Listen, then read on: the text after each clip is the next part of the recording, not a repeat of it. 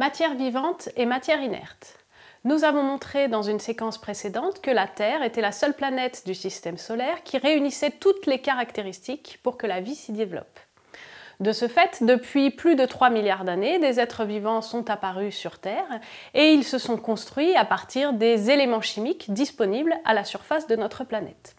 On distingue donc sur Terre d'une part la matière vivante qui est celle qui constitue les êtres vivants, et d'autre part la matière inerte ou matière non vivante qu'on retrouve dans l'atmosphère, dans les roches à la surface de la Terre qui constituent ce qu'on appelle la lithosphère, et dans les milieux liquides, principalement constitués d'eau, et toute cette couche d'eau à la surface de la Terre s'appelle l'hydrosphère.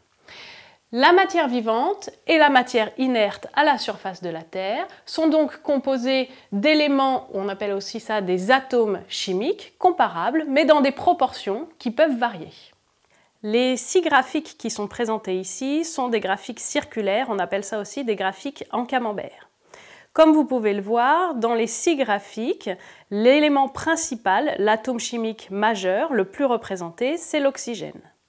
Les 6 graphiques représentent 4 êtres vivants, un champignon, une bactérie, une algue, donc un végétal, et l'homme, et les 2 représentent de la matière inerte. Le granit, une roche présente en grande quantité à la surface de la Terre, particulièrement sur les continents, et la planète Terre dans son ensemble, partie rocheuse.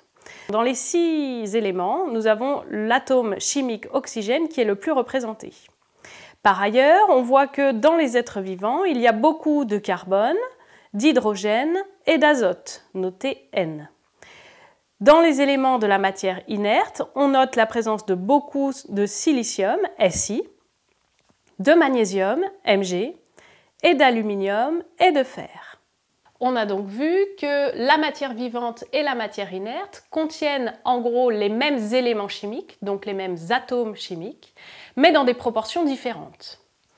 Maintenant, ces atomes sont en réalité réunis au sein de molécules. Une molécule, c'est un assemblage d'atomes. Cet assemblage peut être de petite taille lorsqu'il y a 2, 3, 4 atomes, ou bien de taille beaucoup plus importante.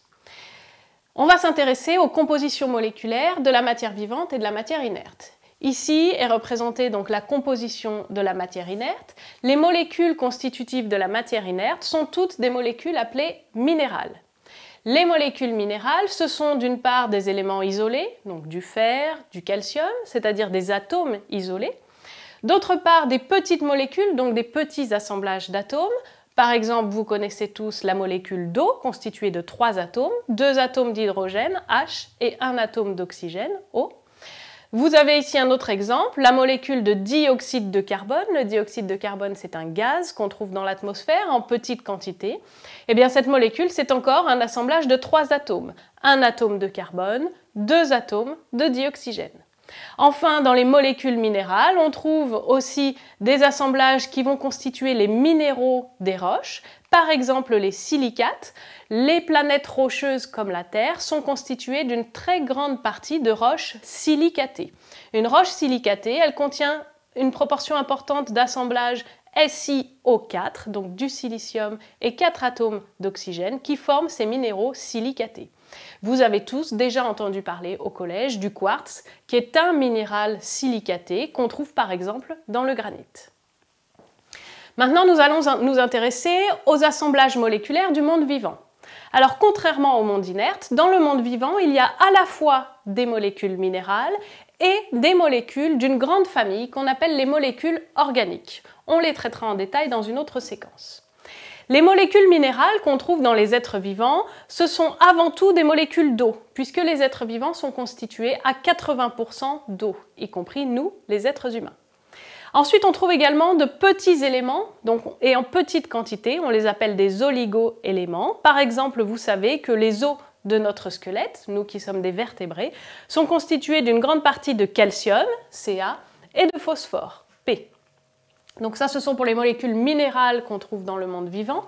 Enfin, la dernière catégorie, ce sont les molécules organiques. Elles regroupent 4 familles principales.